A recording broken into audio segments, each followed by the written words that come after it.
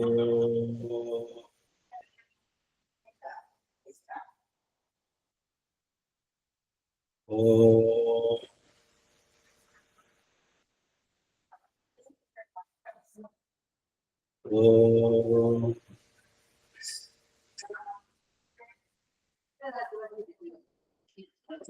Namo Bhagavate Vasudevaya. Om Namah Shivaya. Sadashiva Samarambha Shankaracharya Madhyamam Asmadacharya Paryantam Vande Guru Paramparam Shruti Smriti Purananam Alayam Karunalayam Namami Bhagavad-pada Shankaram Loka Shankaram. My humble pranams to all Atma Jyotis, divine light of the self. I welcome all of you to today's session of Bhagavad Gita Shankara Bhashyam. I am not a Pandita, I am not a Jnani, I am not a Guru. I am just a student, I am just a seeker. I am conducting this study hour as a means for my learning. If there are any mistakes, please forgive me. We are studying Bhagavad Gita, chapter 3. We are in chapter 3. We have completed up to 30 slokas. In the 30th sloka, I'll just do a recap. Krishna says, I am Vasudeva, the Supreme Lord.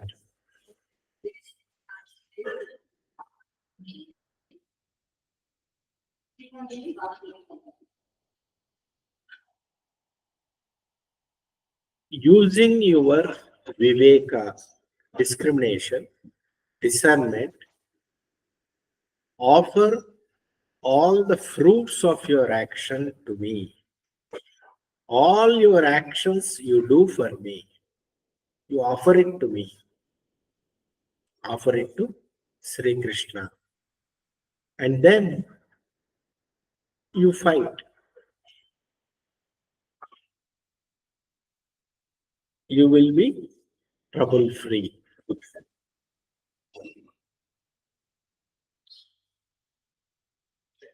Whatever we do, we should do with a feeling of, I am doing this for Ishvara.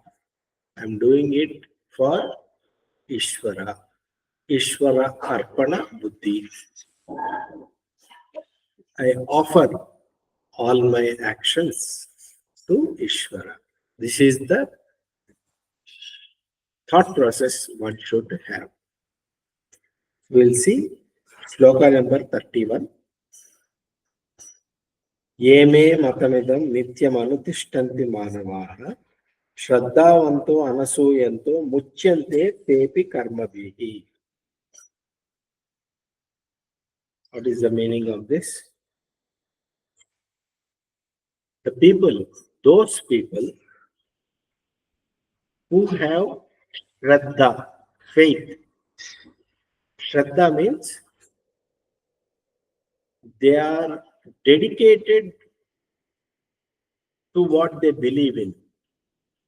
That is the Shraddha. And they do not find faults with what Krishna is teaching. And whatever Krishna's Siddhanta is there, they follow it in their life. They also get liberated from karma. This is what Krishna is saying. So let us see what Shankara Bhashyam says. Thinking that God, Sri Krishna, God, is Guru Swarupa. Because here Sri Krishna is giving a teaching. He is a Guru Swarupa. He is not Gopika Krishna. He is Jnaneshwara. He is Guru Swarupa.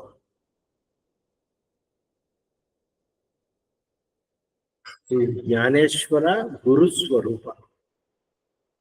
And he is Vasudeva.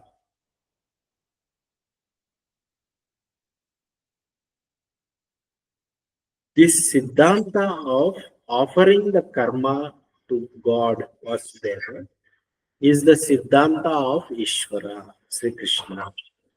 Those people who have faith in this teaching, those who follow this teaching, those who do their actions for Ishvara,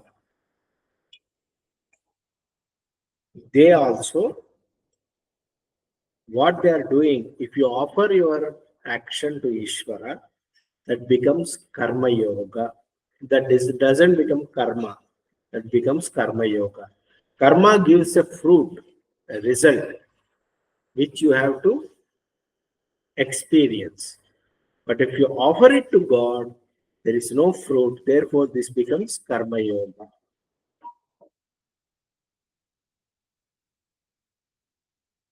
And they become free from dharma and adharma.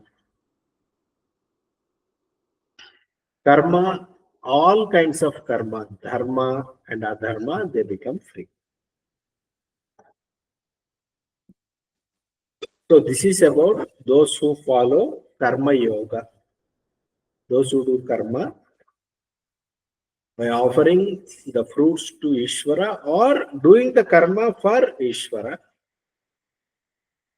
they become karma yogis, that is karma yoga.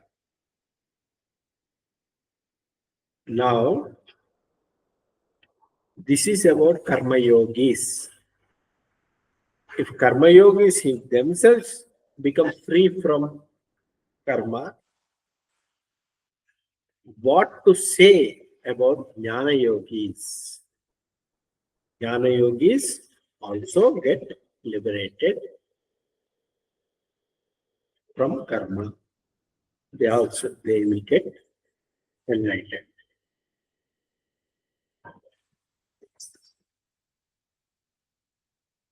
Shloka number 32.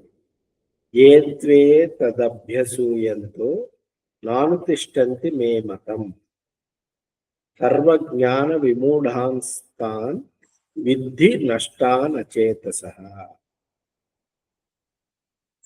Otherwise, the people who are not like the earlier people who were following the teaching, who follow the teaching,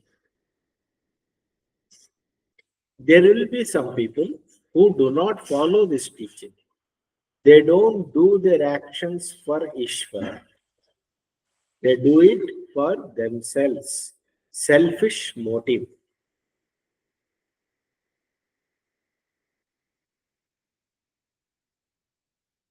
And they don't follow Krishna's teaching.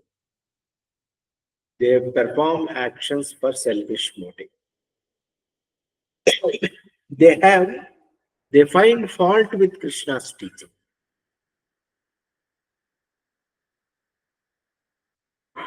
And they go after different things. They think this is right, this is right.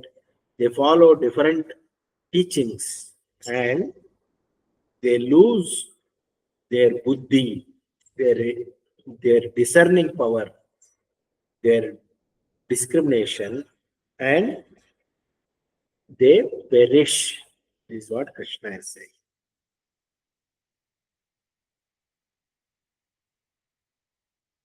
So,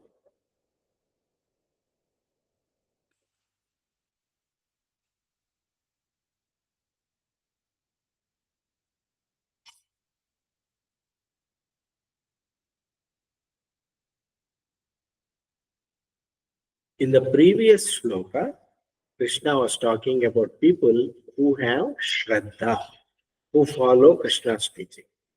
In this shloka, he is talking about people who do not follow Krishna's teaching. They find fault with Krishna's teaching and they don't follow Krishna's teaching.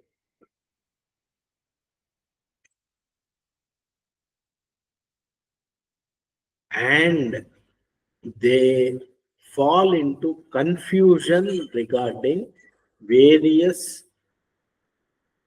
teachings.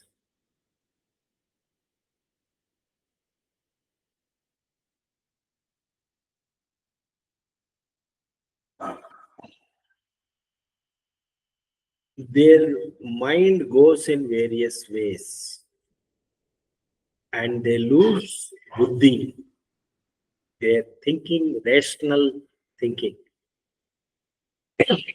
and they perish. So here, Shankaracharya is writing a avatarika between 32 and 33. Up to this point, 32 is talked about those who follow Krishna's teaching and those who don't follow Krishna's teaching. So Avatarika says, so this is a connection between 32 and 33.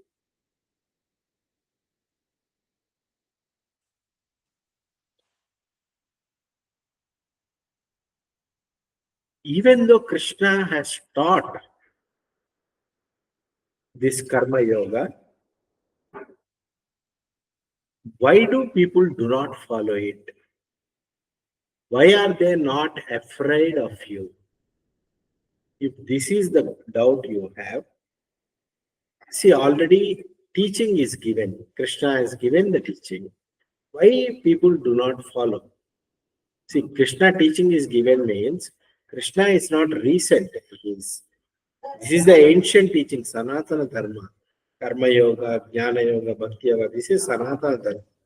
Sanatana Dharma, various yugas, Bhagavan has taught it. Even though Bhagavan has taught it, why people are not following? Why are they not afraid? Why do they follow different teachings?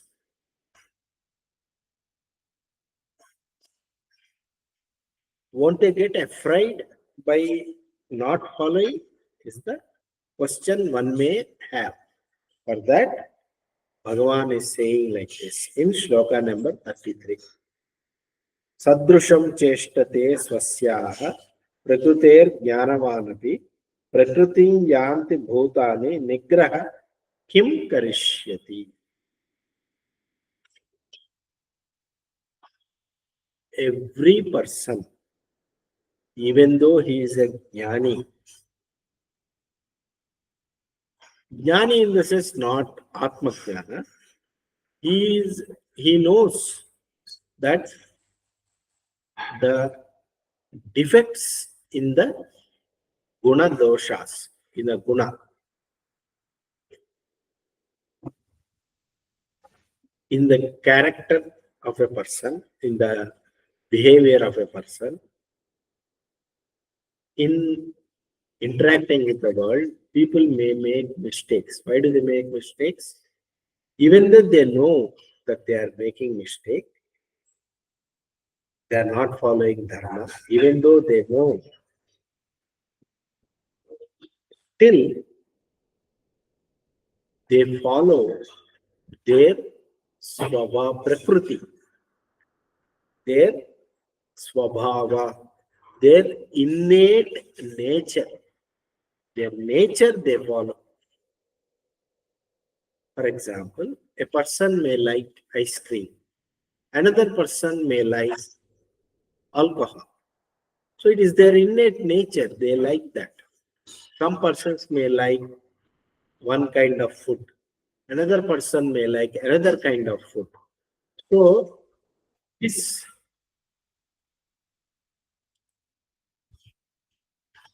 this kind of liking for different types of uh, things is innate in the nature of people.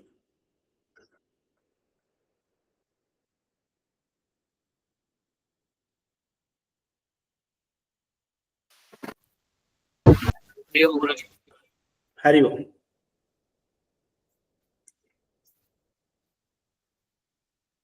So, it is the innate nature of people to follow as per their wish, as per their likes and dislikes.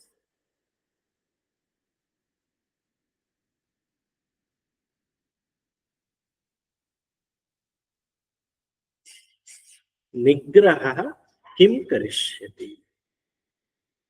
Even though you make a law or a rule,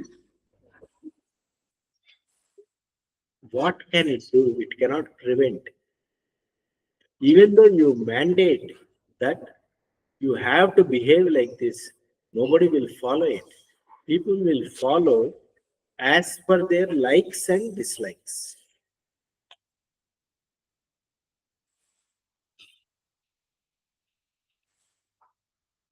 Why is that? What is Prakriti? Here, what is the Prakriti that, let us see what is Shankaracharya's commentary. What is the Prakriti that Krishna is talking about? People do various karmas in this life and in the previous lifetimes. People do many karmas, and those karmas are either dharma or adharma, righteous or unrighteous. They leave, they provide a fruit, a result, and that gives sukha or dukkha, a pain or pleasure, that leaves an impression in the mind of the person. If there is a pleasure, he will say, oh, this is pleasurable thing. I want to have more of it. If there is pain, then the person will try to avoid it. So, karma, phala, sukha dukkha, and vasana samskara. Over a lifetimes and lifetimes, this gets accumulated. And the impressions, vasanas, habit patterns which a person has acquired, they come into force in the current lifetime. Whatever may be the habit patterns, impressions that I gathered in my previous lifetimes, that propels my actions, my decisions in the current lifetime. That is what is called samskara. And the manifestation of this samskara, manifestation of the habit patterns and impressions, is called the prakriti of the person, the swabhava, the nature of the person. Why did the nature form like this? Because of so many actions done, results got, enjoyed sukha and dukkha, pain and pleasure, resultant impressions. This forms the psychological self. And that psychological self is predisposed to some likes and dislikes. That will come into picture, come into force for anything in the current life, whatever that person wants to do or faces something. This personality, this psychology will come into picture. That's what is called Prakriti, the nature. Every person, even though they might have listened to pravachyanas, they know that sensual pleasures will lead to dukkha. But they know that. But what happens is, because of the swabhava, what we explained just now, the innate nature, the person's behavior will manifest. Even though a person knows that it is bad, still he will be propelled to do that. What to talk about an ignorant person? Therefore, the Avatarika, Shankaracharya is giving the Avatarika connection between 33 and 34. What Shankaracharya is saying, every person followed their innate nature, Prakriti, likes and dislikes. What can a law or rule do? What can a mandate can do? A commandments can do? If every being act as per their Prakriti, because every being has a Prakriti, everybody has a Prakriti, their character is formed, they do some actions in lifetime, millions of lifetimes, and Prakriti has formed, and we come into this lifetime. And if they are helpless by the Prakriti, that they are going to act in certain way based on their past experiences, then if everything is predestined, what is the importance of human effort? Purushartha. What is the importance of Purushartha? If everything is predestined, if everything is determined by the Prakriti, what can human effort, importance of human effort means? It will not be possible to change anything. However, if that is the case, then the scriptures will lose its value, because scriptures give vidhi nisheda. Scriptures say, do like this. These are the actions to be done. And the scriptures prohibit some actions. Scriptures say, Vedas say, don't do these prohibited actions. So, if everything is as per the Prakriti, then the commandments of the scriptures lose its value, its power, its utility. Therefore, that is not the case. Scriptures have utility, scriptures have value, and human endeavor, human effort has value. To prove that, the next sloka is being told. Not everything is determined by the Prakriti. You can, using your Purushartha, can move towards higher, nobler things. In the logical talking, it's talking about that in 34. Indriyasyendriyasyarthe ragadveshau vyavasthitau tayorna vashamagachetau yasya paripandhinau. What it means is, every sense organ, every indriya means sense organ. Eye is an indriya, ear is an indriya, nose is an indriya, tongue is an indriya, skin is an indriya. Every indriya, sense organ, is attracted towards its vishaya, means object. For example, taste is attracted to good food. Nose is attracted to good smell. Eyes are attracted to nice scenery. Ears are attracted to music, like that. And if there is a jarring sound, ears will have dislike for that.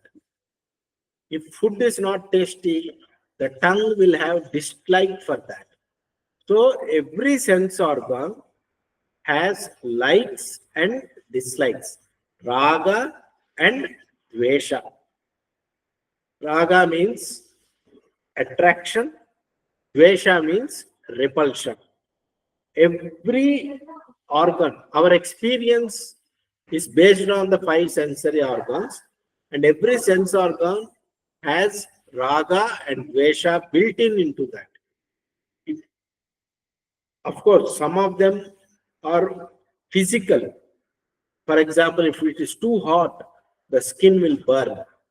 But apart from that, some of them is physical, most of them is psychological. As you can see, one person may like one food, another person may like another food. What a person likes, another person may dislike. So it is not in the food item likes and dislikes are, it is in the psychology of the person to like or dislike.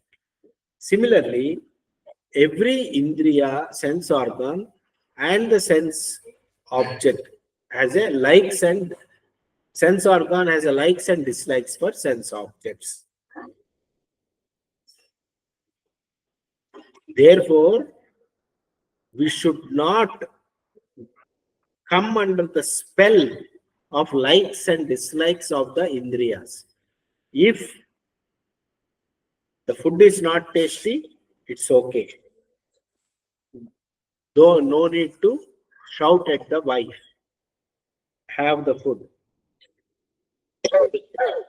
Similarly, take everything stoically.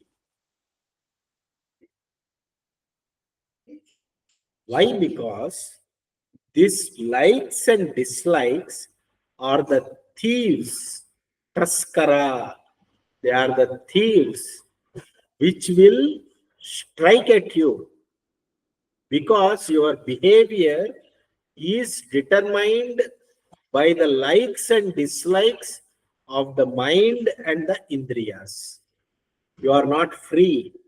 You have some likes and dislikes, and whatever behavior you show is always follows that likes and dislikes. So it is like that. And these likes and dislikes are hidden from your view, from your plain view. They are kind of behind the scenes. Whatever you think you are acting freely, but you are not freely acting. You are acting under the influence of likes and dislikes.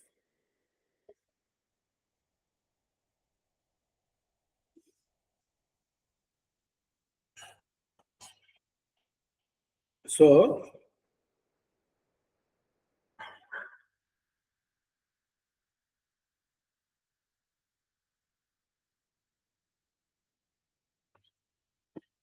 then there was a question raised about Shastrartha. What is the purpose of scriptures if everything is determined by the Prakriti? So, regarding that, what is being said is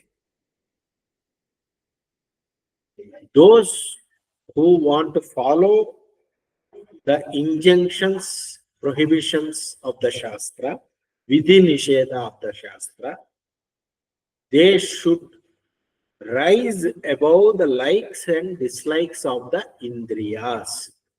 If you are a slave of sensual pleasures, you cannot follow what scriptures are saying. Because scriptures say something else. Not only scriptures, take anything.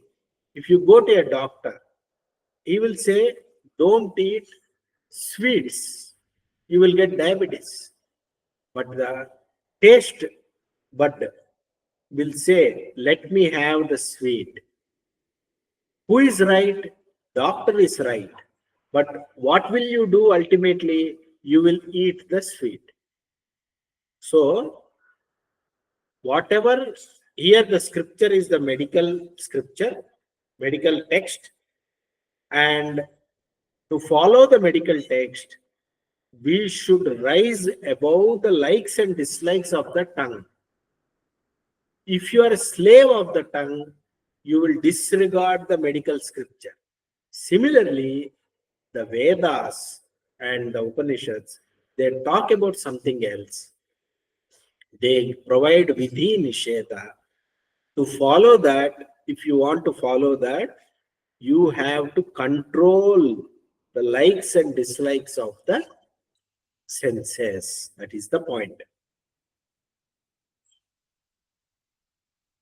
Why? Because the behavior, the swabhava, the prakriti of the human being is, the prakriti will be propelled by the likes and dislikes of the indriyas. And the person will end up doing dharma or adharma as per the likes and dislikes of the indriyas.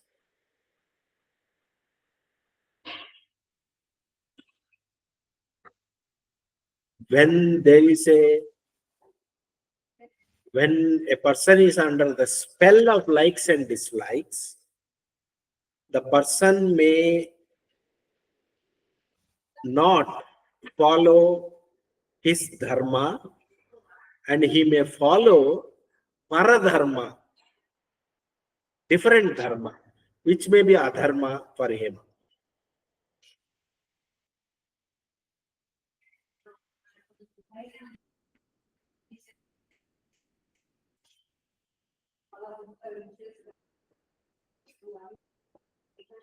The opposites of raga and dvesha, likes and dislikes. What is the opposite of likes and dislikes? A person has to practice vairagya and shanti, peace and vairagya. What is vairagya?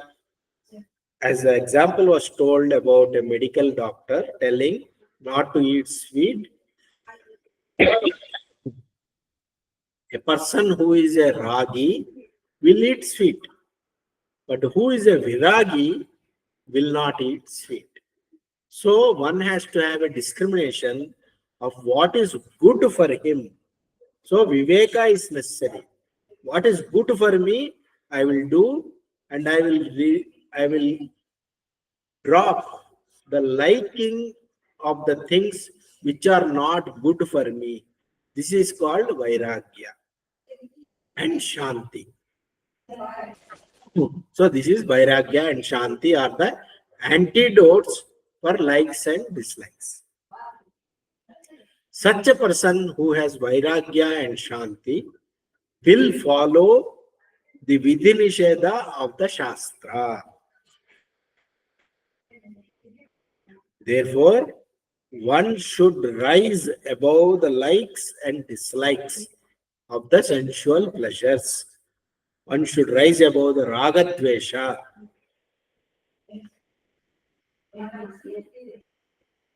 Why? Because the ragadvesha, the likes and dislikes, sensual pleasures, they obstruct a person's spiritual development.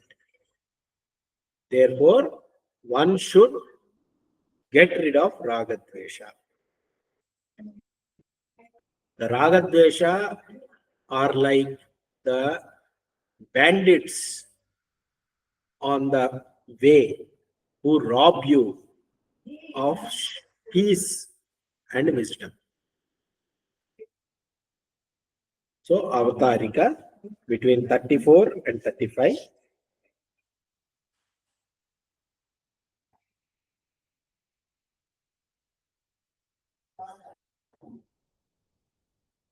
In a normal person who is acting in the world, he will be under the spell of ragadvesha and he will justify his behavior, saying that this is dharma, this is adharma.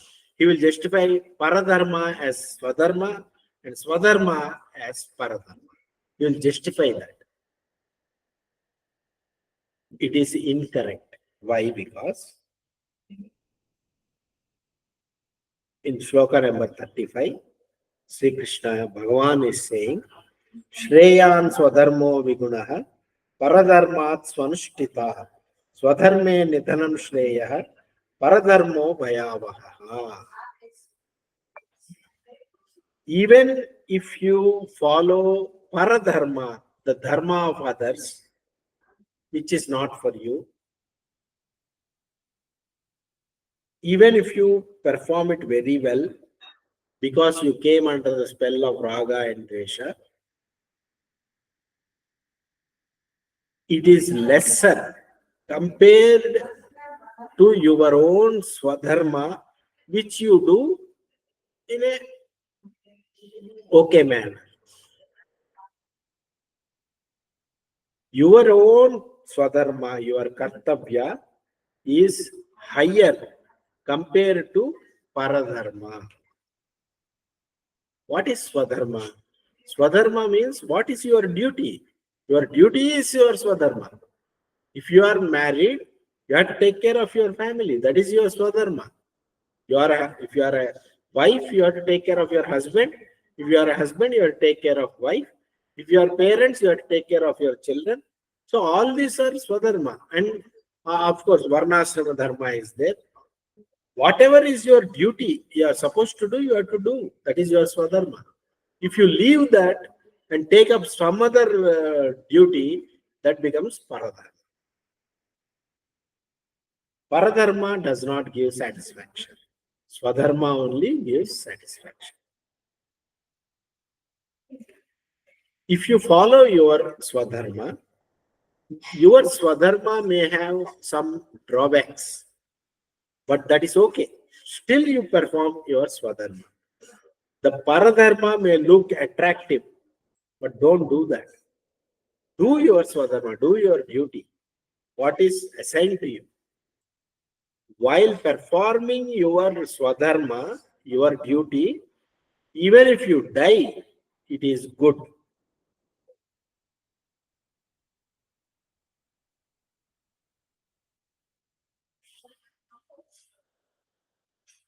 Avatarika.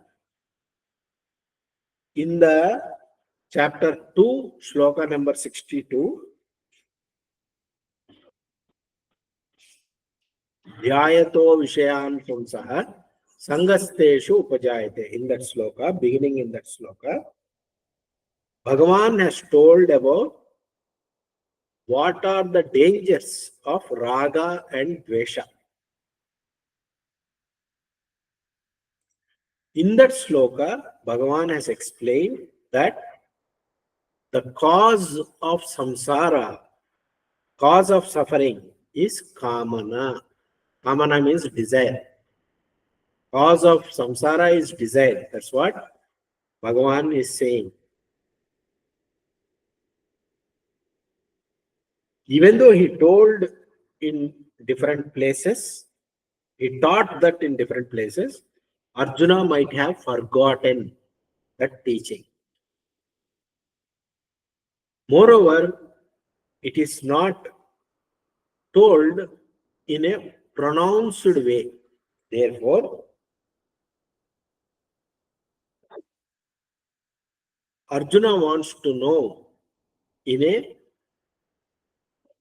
pronounced way, this is the truth. This is the truth. He wants to know like that. Why? Because if he knows the cause of the suffering, he can overcome that. That's the reason why. Therefore, Arjuna is saying like this. Arjuna Uvacha. Arjuna is saying like this. What is he saying? Athakena prayuktoyam papam charati purushah anichinnapi varshneya baladiva niyojitaha.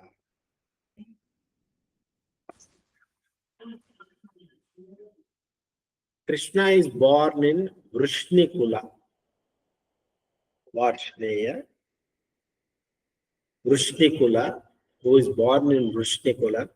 O Krishna,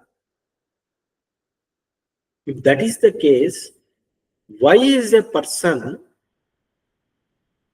what propels a person, what guides a person, what inspires a person, is not inspire, propels a person to do sin. why is a person doing sin? Even though he doesn't like it, even though he doesn't like to do sin, he will perform a sinful action as if he is doing it forcefully, even though he doesn't like it, even though he knows that it is not correct, he will still perform sinful action as if forced by something. Why is that, oh Krishna?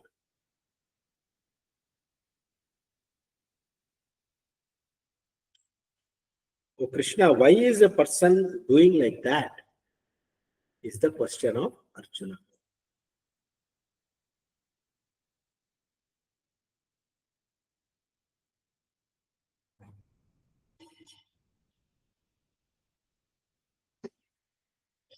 Krishna's answer, Bhagavan's answer. Shloka number 37. Shri Bhagavan Uvacha Kama Esha Krodha Esha Rajoguna Samudbhava Mahashano Mahapapma Vidyena Miha Vairinam. You'll see it in the next session. We'll start from 37 in the next session. The short answer is Kama Esha Krodha Esha. Kama is desire, Krodha is anger. They are born of Rajoguna. Prakriti has three gunas: Sattva-guna, Rajoguna, and Tamoguna. Rajoguna activity propels a person to have desires, and unfulfilled desire leads to anger. So, Kama Esha, Krodha Esha, Rajoguna, Samudbhava. Born out of Rajoguna, the desire is the root cause of answer to the Arjuna's question. Forcefully, why a person is committing sin is because of kama. Okay?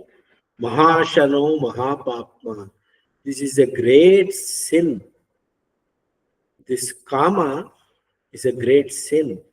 And it is Mahashana, meaning it cannot be satisfied. The desire can never be satisfied. And this is your enemy. Your enemy is this. Your desire is your enemy. So we'll see this Shankara's Bhashyam in next session. Hari Om Tat Sat Shri Krishna Arpanamastu. Any questions, Satish? Guruji, Hari Om. I just shifted the device. You asked me some questions, Guruji. No, do you have any questions? I asked. No, this is Shankara Bhashyam, right, Guruji? Yeah. What? Okay, okay. Yes, correct. Yeah, I joined in late, so. Okay. Okay. All Yeah. right, Satish. Yeah. Thank you very much. Hari Om Hari Tat Om. Sat Hari Om. Krishna Arpanamastu.